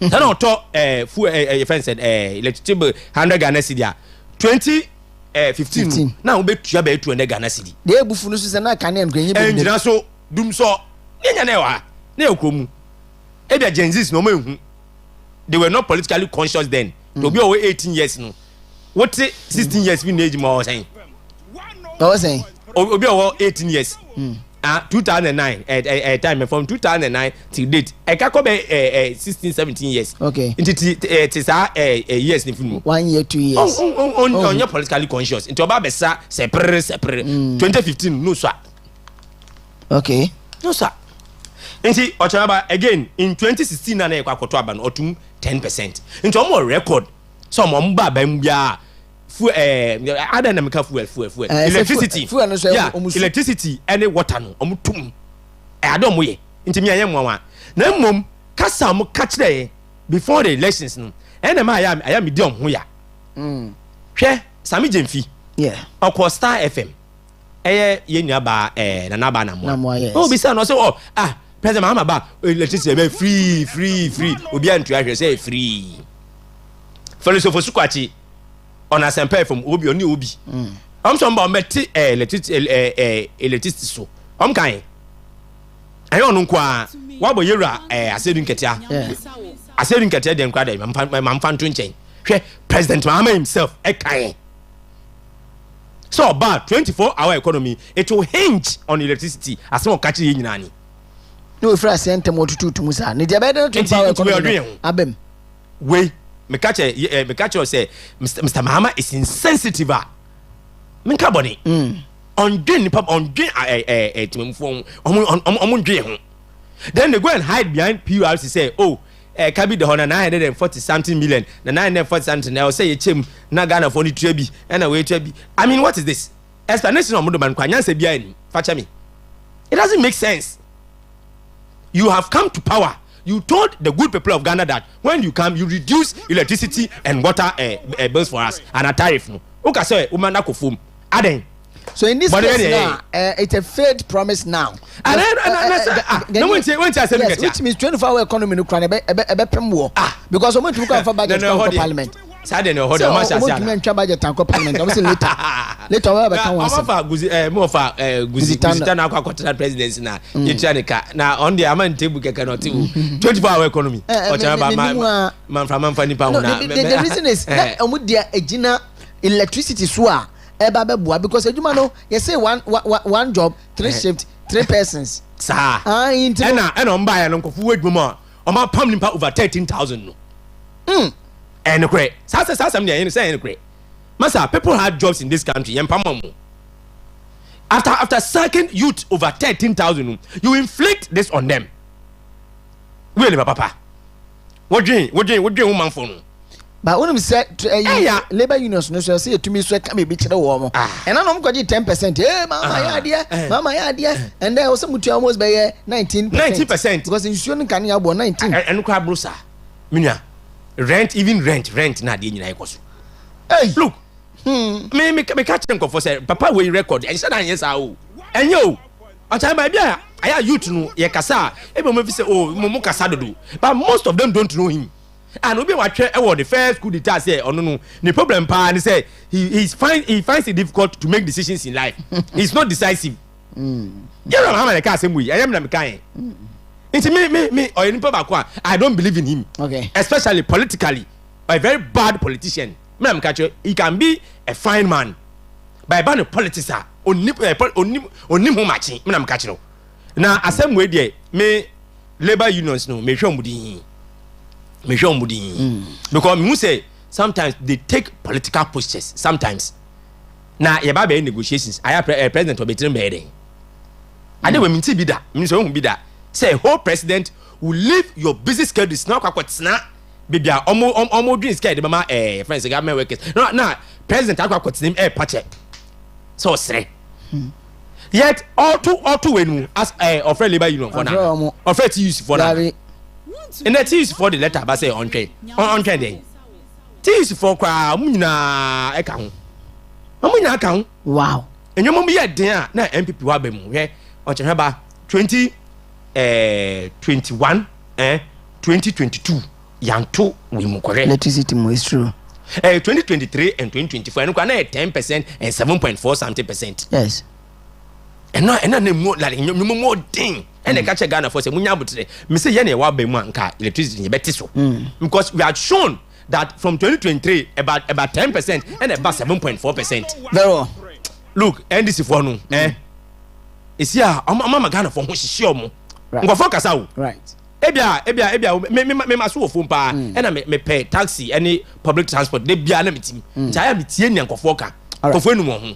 Me na say yesi dompa krochia mansa kodwansa wakapuo no sakrama botra oyanyemtuo dompe no krochia mansa o leopard kodwansa nani adimpa wono ko wakai no puguye na wo sakraman eremu kraman o botra kro be yamtuo amembuo ni omo bu oman no ye wo the rulers of this this country Ghana your rulers no ye omo a se omo bu oman a oman no enigie na Bible no kwa kaze se nipa bonfo di oman ni mu a oman ni si apene na se nipa papa edi oman so a enigye soronko na ba ne manfo ni mu me say dompe a krotwa mansa kodwansa waka na wapuo no sakraman wo batra wo benya yamtuo intamembo no enya kasa enya nyampia ana nya small boys a wo mudi atro edi aba power enne aje unsam senchia wo bebu oman no you have 4 years mandate unless you resign oman wo bebu ne so de enim fa ho no yebeka me na sipi ma me hwe messages me enu bi na minti fro na afei yewura komofoforo mu na eno ye fa enu no famwie na afei yenya time fama the generational thinkers enumre ye no mo ehia na text messages no we are from Saint Okushambo was say good media no he I'm sorry the bebregum into my say good evening radio PRO. NDC and President John Mahama are on the way to opposition because President Mahama has really disappointed Ghanaians, especially the youth and our cocoa farmers. And people will certainly and surely come back in 2028. Best regards to Chairman Otis Kobina and Mr. Collins Sir, the incoming constituency secretary. We also say nowadays, if you don't have 1.2 billion, you can never buy Toyota Vitka in Ghana. Mahama is a base scammer from Master Isaac, Kansas City. Also, dear, what they buy in the Mamisha WhatsApp and Skakra was what many and free one afraid young court yenim and embracing to cushion what's there for WhatsApp in and one at Makin Kadiama one. Very well. Do not know what now so Yaku anymore on measure. Now, lastly, I'll say, PUS your Mumoto ni say. Protecting the interest of consumers, yes, of utility providers. That is true. Now, and regulators. Then I be say I'm saying, I know political institution. The PUS yet to say, basically, they are the ones to protect the consumers. And then Oman Mpuntuo consumers. No, I am say a consumer protection agency. Kofi capital no nko for no. Am do ya de pa. Na PUS for dey say am say Omakwa ko sha abayechi. Okay, science institution na any political institutions we are not supposed to appoint politicians, but politicians na aye ne sa ma isi a wo hwe nkofo kwa mkwa they are not the experts. Mkonka wunnim sa anyomanyoman and no call say go there and then make sure that you regulate the space. And there when you take somebody there, he's there to satisfy the appointor. Sana de na ye. What I say, into me, I'm not shocked that PUS I've read their statement in full. They want to justify it.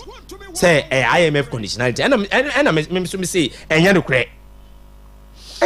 Vero, and when a friend you're a year chance, I think say me bray Jojo empty, and then the also the same thing and walker. Say agreement me near the but the same infant now. Memisa in some way. Who did you Ghana police mupa? Yes. Sir, a banner say, be being 2 person would do with Nimco ye, maybe Mawa. Mijomodi. Nice one. Ghana police dear, Mijomodi. Omcas on Bayman, Paddy on Bay, Mijomodi. Now, a command is saying, na, a be now penibio di domain, for example, ebia keme boss here can ask Zuba me find yen fanton na beka so no police for na do need dey move to the extent say oncology lodge complaints na ya metre omo nko na afa yen ja wo mo ni ade on waste sika e police for mu asantin na asase na asantin baka to say hwe na asase so ma no se ko bom ma na gi na asase ma no you see minority for na catch and say wonja se hunu na wodi yeah na John Dramani Mahama is excellence on calling you to order na me ma candidate so appointment man penny ye call Ashanti region no dodo na e bomb dodo na e pole the regional minister is bomb on the say and wakoyi Zuba abeka ho and why bomb and go on ade how can you flood our mothers omudiga yes bylaws no am kwan say who did your be say between them and sanction them to kwaye na hu hia a very callous statement. It was careless, it was not sensible. And completely unnecessary. You see, Zuba, our experienced man. Mr. Unimna. No, former DC, MC Obwasi. Ono Richard Ajiman. Yes. And to a dibida. He's been there before. Okay. I don't know what Obwasi no. Did he cane people? So what is the point? As a overjoying, as a like Ninajabuso, he's been overzealous. Say a bondi din. Because a bondi name di 1 week. And it's Enchill for saying Moko and Nanya Sabeno. Fachami. Oba and Kwame sure say wa coordinating class and I say be on the friend saying office back say bia come out then you go out and go and spew this nonsense. Na no kind there emfa kwem. Complete lawlessness. Now to me yasu. He can't attempt it. E dem form na there no. I say 10. I say no God okuta member 10 is there. No conform war KJT any nearest. He should attempt anything. Nipa more than 200,000 no go find nipa 10 so me look me o kan na mka say we nu skasa na ye ka edit to ye ho yo me o ka na we ni je na Zuba so be ontumi nya bibia minian. Let's get serious in this country. We are governed by laws. Law bia and regulate your market traders na there. We have bylaws by the assembly. Wana. Sure. Na bylaws by the assembly no. Bibi wo say man ye bibi na nya. I say mba. Last time it is answer bibi agima no another agima e wo Rollins abresu. Rollins e fan say onye KM boss. Ono twa ma against ho. Okay. Ono and enim say yes anwama no. Na Zuba there. Look, we are in a democratic rule. So the democratic military rule. No, it's a kasa na kasafun. Democratic military. Kasa ni say so ni so. Enya no kwe. Look, we are operating a democratic jurisprudence here. Okay. Democracy na here okuma. Inside them brand ye juma. Everything is law. Won't me enche that wadwin. What I say? You cannot come and lie say, oh, wo ba person use democratic military and say kasa me. Say kasa anything. Say the fed for kakra say kura ohu no. No. Anything am now on aden. Came me nim now hana. Enti bacha mo fa bylaws ni bi ntoso ma ya kwa enim na se na me din kakenkan no. Enti MC a ya robe ya ma sisi anti ye nto aso.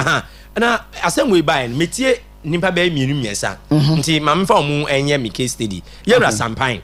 Okay, former KM boss. I say look, man I'm assureding. But caning or flogging them is not the best way. Na me ya adwin pa. Look, Okyeremaba aya ye pon show we kwa obetimi afa aya no ahwe e man no mo akesek. But obia na t-shirt asiana. Dabi. Nkofo ni kwan ho. Ni edwa mo. Dabi. Sade na chese. Say ticket cross and sand ma wo mo. Until you find a way one. You see anu this even cause the politicians to order. Say hey, do something about this. Traders on me say Ghana see. Yentumi empe baby ema omu. Traders on me say okuma. O me say into Kumasi wonu waba no ahwe KJT ano maybe I say me we ye kwa edum yenko ha say yenhwe baby ebenya ma no na edi omu nya kwagu wo. You see when you take them there and they don't follow it, wo ho kwan so betumi achi obokra. Emra ho. Yeah. Penalty unit ho me boana. Yeah, it's true. Follow the laws or the bylaws. Okay, so on your screen, bylaws assemblies, no. And bomb hobra na medinka kenkai on my first editorial name. So let me take this opportunity, 30 seconds, na me ready. Was say, thank you so much, Yaro. A person shall not park a vehicle, goods, or other things in a public pathway or pavement. It assembly ne say obi anu kwan say okuta ehyen a ana se woton ade bi na obe park e wo pathways a or say nimpa and a fast wall. A person shall not use the road or shoulders of the road for the purpose of washing or repairs of vehicles. In the fitafo no, a person shall not place an empty case or a spare part of a vehicle or damaged vehicle and other articles at a place where the vehicles or the article may cause an obstruction of traffic or other users of the road, or otherwise contribute a nuisance to the public. Into the the first one no, but I feel yanko penalty no eso. Yanko penalty no so. Na asotwea se ubu samra we so a okoto ade ewo baby a pavement o se nante so a asotwea se de ma wo no eno nie. A person who contravenes this bylaw commits an offense and is liable on summary conviction to a fine not more than 100 penalty units or a term of imprisonment of not less than 30 days and not more than 6 months or to both. And in case of a continuing offense, he is liable to a fine of not more than 1 penalty unit for each day that the offense continues. So that is 50 times of the fine paid should be allotted to the Accra, where Accra for there. But in the assemblies, you know, they use, bylaw side yes. Okay, this is law, but a bylaw. What I say, a bylaw, most of them, most assemblies, this is assemblies, that is what they work with. Or constitution, but it goes in tandem with the constitution. Okay. Meaning, way a very civilized way. Okay? When nipa also use you. It's a on one I have born in Obabedi nipa so. Forgive me, I am one of Babedi omso. Into a casa also trying to casa ye. Sure. Ngo for no muton ade no, ne ma mi wom. Obi betumi awo no. Okay, ne bra pain wom, ne ma mi pain. Ngo for a indeed ne ma wom. Into so wo hwe ne casa ye. Na endra mitie na Sempa FM. Okase okaka no atwa sign. Ene so ko bebi so a no akaka the same thing. But okase Sempa FM den dey say okaka no okase flog na den dey. Opeso twe sign. Mitie ne pa. Opeso twe sign akasa ne say. Because akasa dey ekasa tantan a ekasa ni say eso ne su elkuma. Enye na ye man dey o maso odin. Sa na sampan kan say o maso odin. Na mum emrane ni. If these laws are not too biting, go and strengthen it. It is 100 penalty unit no. Ebia like minimum 1 penalty unit in 12 cities. 12 cities. 1002. A penalty unit 12 cities. Nti ebe mu 100. Ebe mu nyedu. Nti sa go to mo got na form. Ebia you can increase the 100 penalty unit, maybe 150 or 200 so that you can deter them ana. So betu so akọ dem 1 month. I am 6 months. Correct. So 1 to 6 months. Or both. You can find all those things and then use, but you don't use on civilized way to solve problems. Sakasa no kind there. Look, let me say overzealousness. Ni neje na enije. E ko to aba no em so nya 90-something%. Nti omo to aba no ma no confirmation. Nti enije pa no kasa sam ya ono so no communication e ma NDC for Kumasi. Yeah.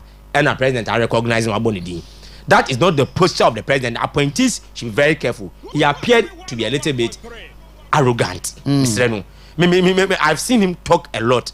Onimkasa, he knows how to talk. But Mr. M said, I didn't cry a question and answer. And I'll be beside the questioner. Sir, answer the by. Okay.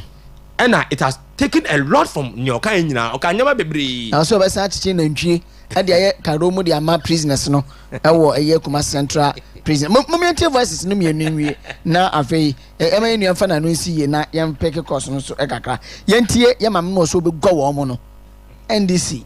Indeed, you are born out of revolutionary rule. Yentie omombra sesia.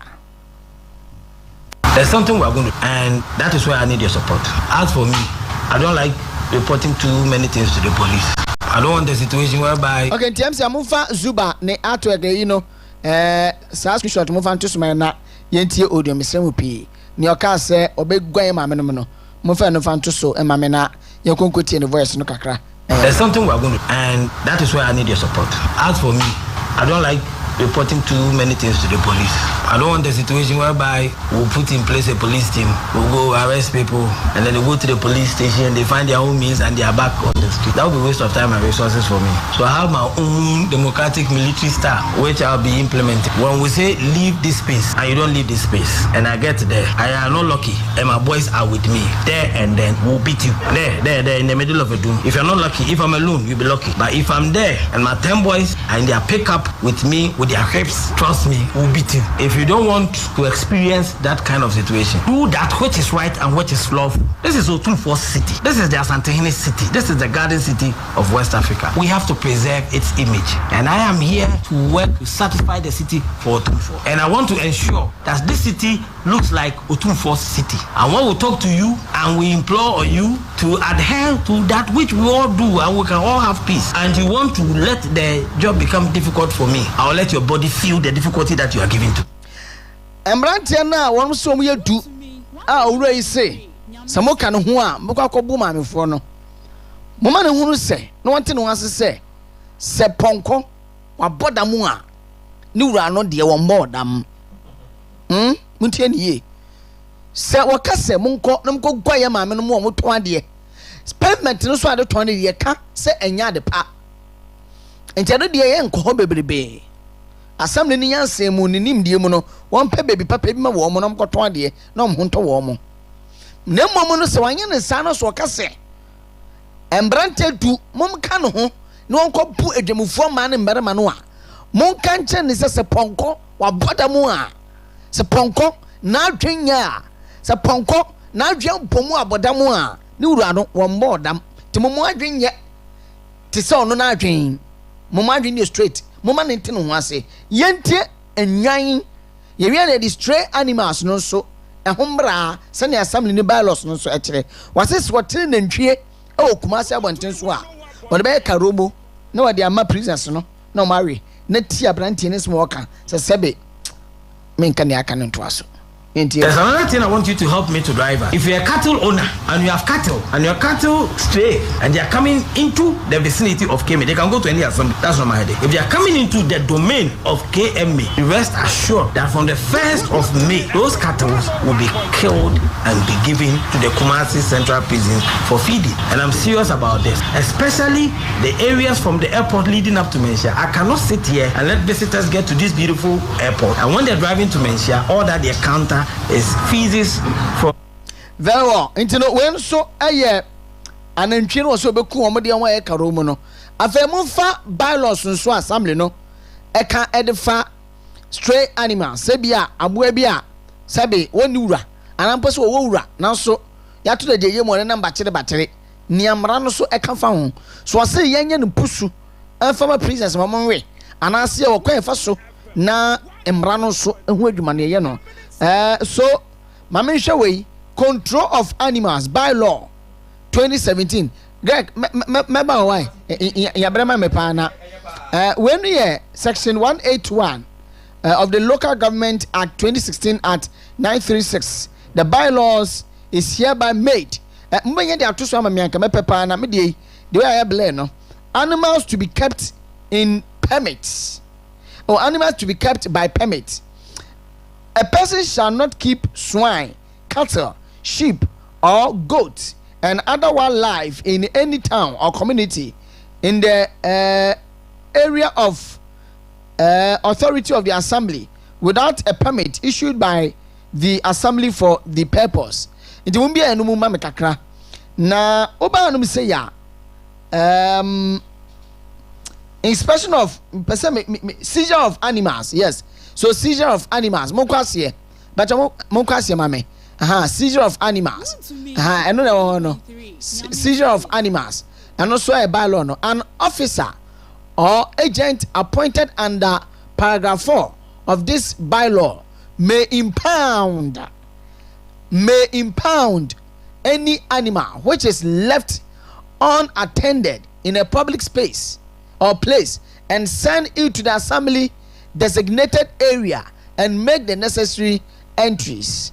Notwithstanding paragraph 5, blah blah blah blah blah, where an impounding animal is not claimed within a period of 4 days, the assembly shall cause a notice of the impoundment to be displayed at conspicuous place in the area for 6 days. Where at the expiry of the period specific above, the animal remain unclaimed, the animal shall be sold by public auction by a licensed auctioneer or other person appointed by the assembly for the purpose. So obstruction, any animal of a person, any action of a person or a group of persons, blah blah blah blah, yes, a penalty, no, but penalty, no, say so, and no one say no. It is uja wa na one number 3 bacteria, and also a switch and a dance, but you fancy. Now, Greg, so what is saying? Almost saying, me end. I mean, let me end. Now, me end. Yeah, we need something like that. Me name Joy. Good. He's a lawyer of good repute. Yes. He sometimes is biased, but look, you can't deny his so-called neutrality. It's not bad at all. About the law now. Look, I listen to him. He's an authority on the law. That is something on same we buy. I say we don't beat people in a democracy. Samson Ladi calls out Kumasi mayor over brutal congestion trade. Now Samson kind. I say Samson say legal practitioner and media personal Samson Ladi Anyanini has issued a strongly worded open letter to the mayor of Kumasi, Richard Okyeremaba, popularly known as Zuba, cautioning him against the use of brute force in his planned decongestion exercise. Blah blah blah. Now, I say now, I say, dear Kumasi mayor, how am I beating traders to remove them from pavement or street is assault. That is a crime. He reminded the mayor that the Ghanaian constitution strictly prohibits cruel treatment even for those who break the law. TMU, Okyeremaba. Yeah. Constitution prohibit that. Finally, see, even if you arrested them for offending some national or KMA law, Article 15 of our Constitution forbids you and your 10 boys with whips from subjecting them to torture, cruelty, inhumane or degrading treatment or punishment. This is the position of the law. Where I am adding. Okay. Until you catch a mirror, Zuba.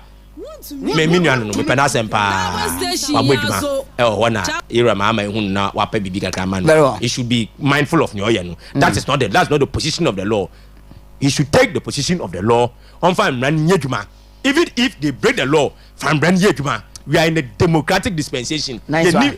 Military or any banana republic be and you are going to do I see emra and a chichi kuru. Men I say mesa bobe man picking a friend for no quick one na yendi enkomo and the enumre 0248 071174 0248 071174 na yendi enkomo and the enumre. Hello, good evening.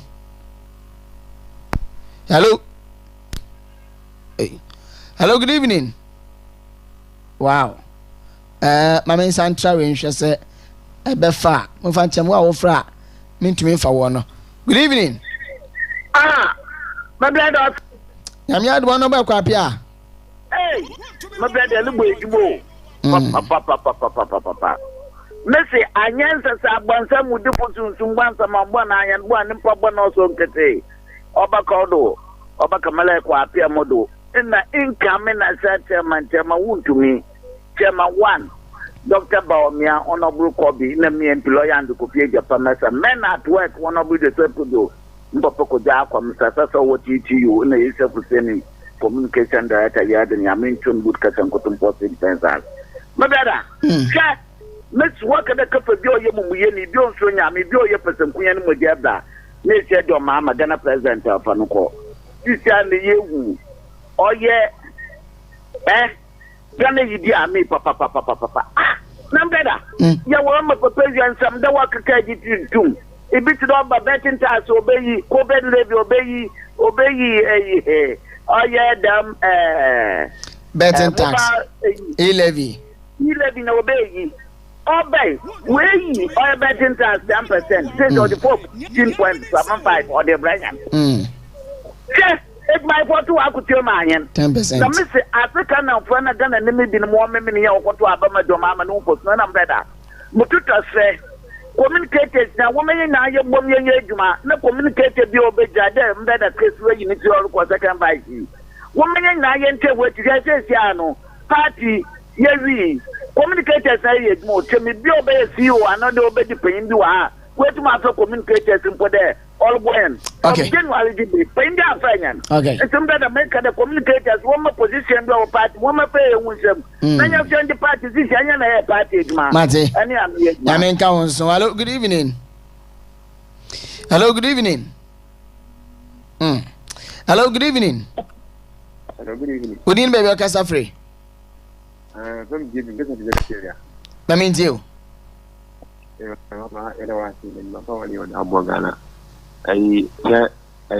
for the anyone that I don't want to but and a national executive committee meeting. Oh, yeah. I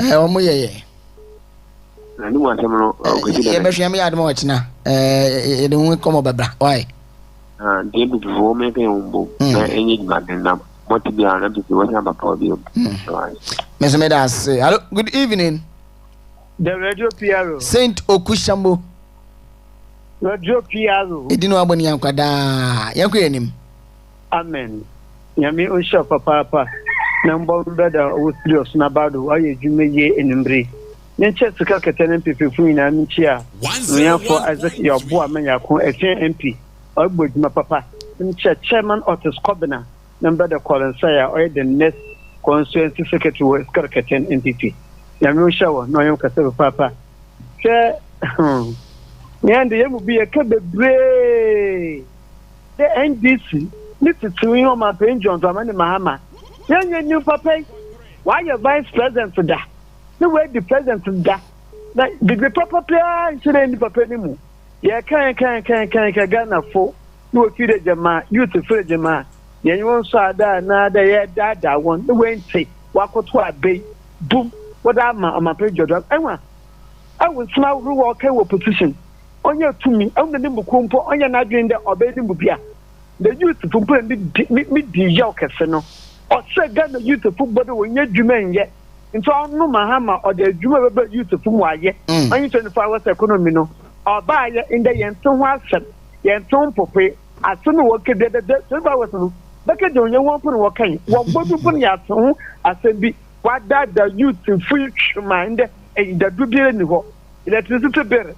Not as you are about to do so very could be on could do that about to Wadima. Did they answer there? And the do need them a banner NDC, not John Dramani Mahama or Dami. The best Ghana for entity for young Juma J. Young Yakuba Juma, part in pay for 1 more. They says a partner, the 2028, them a member full, a member kind, a member put to Uganda for so do. 2028 MPP, Baba Power. But I say, William Yajum. I mean, council, hello, good evening. The radio PR. Oh, J.Y. Yes, my brother. Oh, what for gay? Yes. Oh, Unia. Essential. Nimbania, Mio. Oh. If I was there. Only I'm going to be a friend. Mamentia doctor. Namemona Basu, Maswadi. Namentia, my godfather came at this year.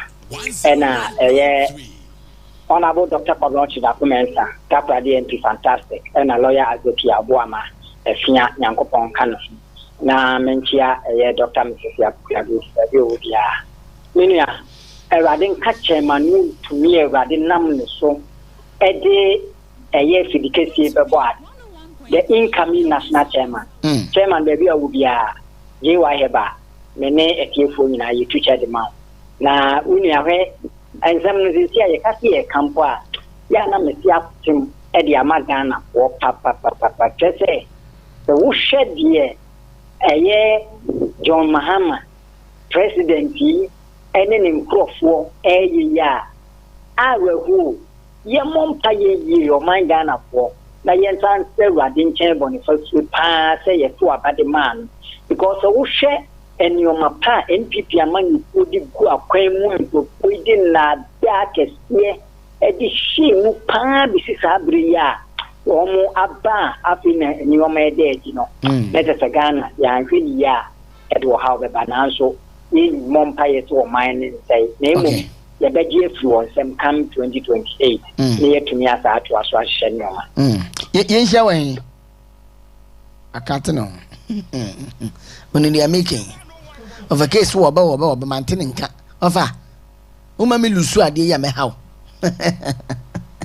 0248071174 0248071174 obetumi awremu na afei yetumi edi enkomo enumre okay Okyeremaba yes sir lose game no why men lose ho no lose and so my catch was the Enchill ya chema untumi ada ti ye beba be launch JY fireman capsules nya launch JY storm powder ye funya be blood go Ghana e kan wano a within 5 days all sam said ye tie bia asietu intimenso chema untumi ti ase no time echi de lose game why as if you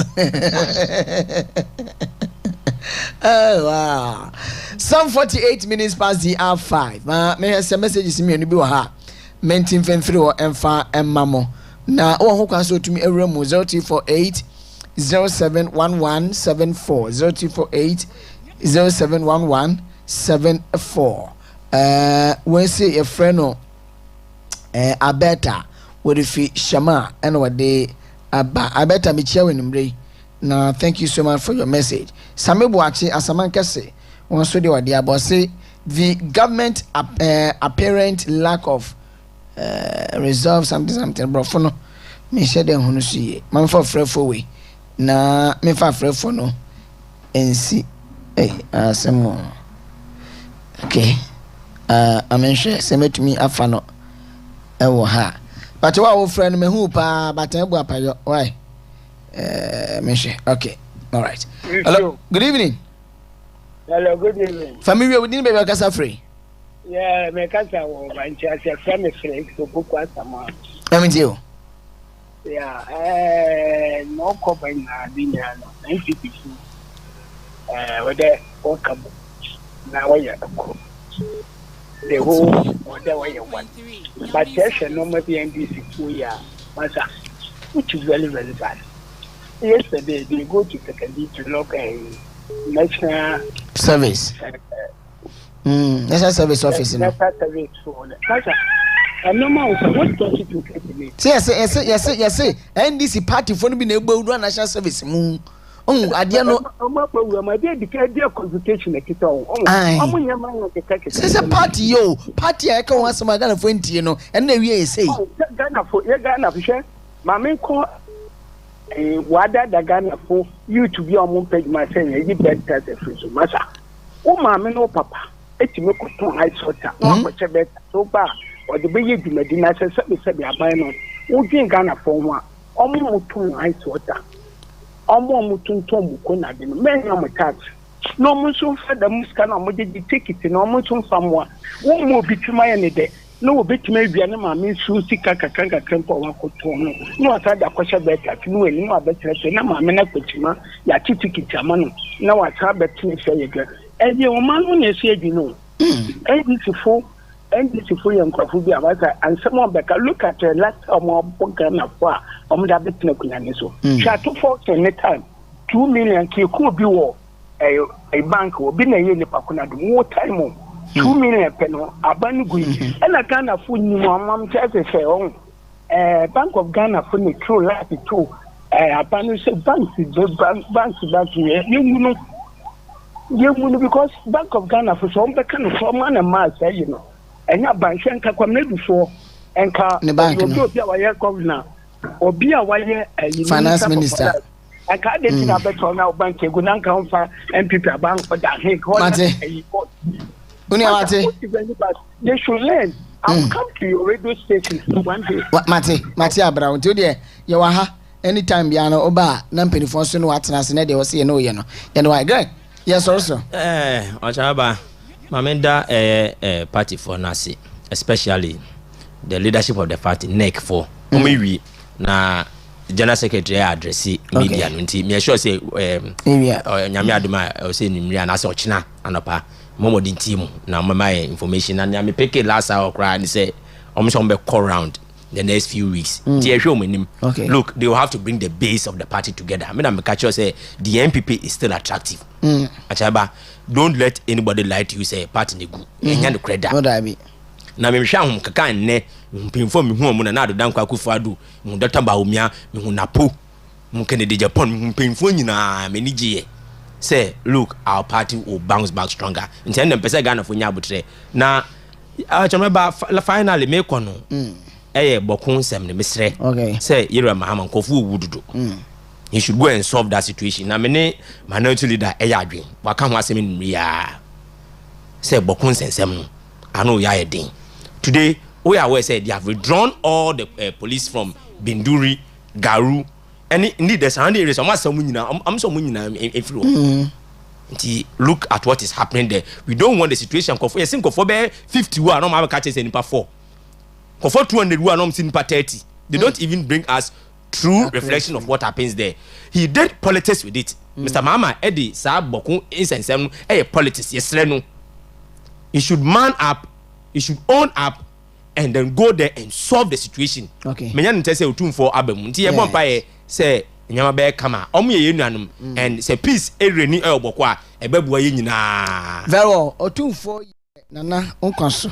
Bodi am kwa metoma mamuso. Na oyenimpa and nyemu bia kan ye nkasa ho. Oh yes. Ana wo ye wo dwen ne man ho.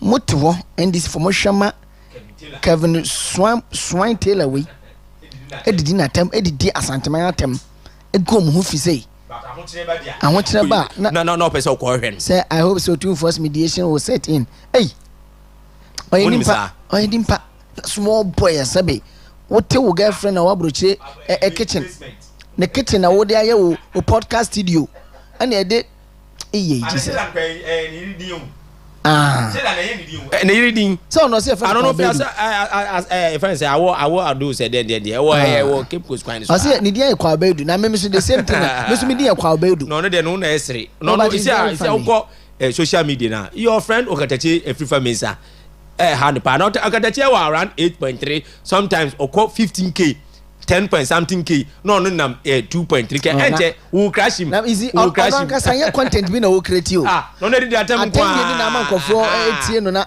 me I na bu am flip one ekoto this guy me hwe na asem akoma ekosoro na ndisi phone question say see follow no bi and that's first na okwa na 5 point something k even see na so me na say am ya do mo ochina Thursday na de wo mu bia so Thursday de no the baba be sumo on Untumi Radio 101.3 and Western Diamond TV.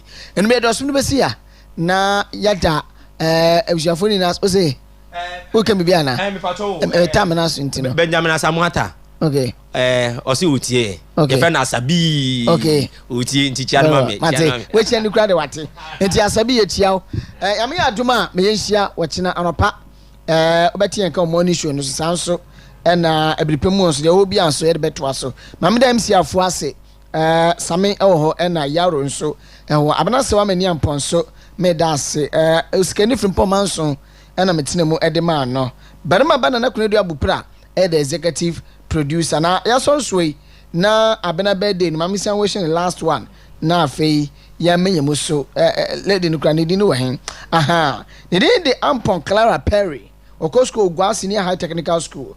Oma my sister Esther awo ebukrum wase oma awoda pande awoda ntino yakopon hwa no nka wo na won to nkwandem won bie wani na won bie waso won bie honam akwa bebia amase wakasa watenene na sa wusua de nso a wehunu medi de Okyeremaba AS Enchill the radio PRO ja itabi ajagura rabasaka abinzi abaziabaruku I'm out of here.